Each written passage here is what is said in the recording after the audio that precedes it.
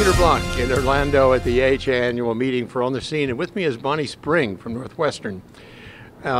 We were talking about behavioral changes just a moment ago about her study, and I'm not going to take away anything from what she has to say, so I'm going to simply say this. We know we can change behavior if people are pushed to do it or paid to do it, and in fact that's a good thing. But now Bonnie has asked the question, can we change behavior without incentives? So Bonnie, tell me about your study. What did you do? We treated 212 adults who had four bad diet and activity habits, and we had them track their behaviors, wear an accelerometer that gave them feedback, and upload their data to a coach who coached them by phone weekly. And then we followed them up until 9 months. And what we observed was that indeed they could change their behavior. It didn't matter whether we tackled each behavior simultaneously or sequentially. And they maintained these healthy diet and activity changes for 9 months. So the behavioral things you were tracking were really diet and activity. Can you tell me more specifically what those four groups were?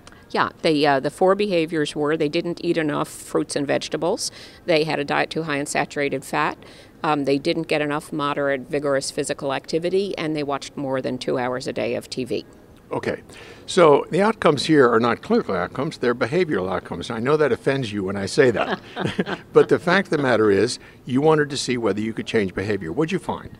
We found that we could. We had very large effects. We didn't need to pay people to do this, and they maintained the changes. And I would suggest that if we could get people to change these behaviors, we wouldn't be having so much difficulty with the clinical outcomes like heart attacks and strokes and premature mortality that we see. Well, I think you're actually right on target, Bonnie. I think that the whole point here is if we can change behavior without forcing people to do it, and they do it spontaneously, in the long run, that can't be bad, and in fact is going to end up having much better outcomes years down the road. Are you going to do a longer study, or what's the plan for this kind of study? We're trying to figure this out now. This is the second in a series of studies. I think what we might do next is to add weight loss to it, because one thing that's changed from our 2012 study is that 80% of these folks who had these bad lifestyle behaviors also were obese, so they obviously need help with that as well. Well, that's going to be a tough one to tackle. So good luck on that, but it's important to say behavior can be changed, and that is not just a dumb outcome. That's an important one. Thank you. Thank you.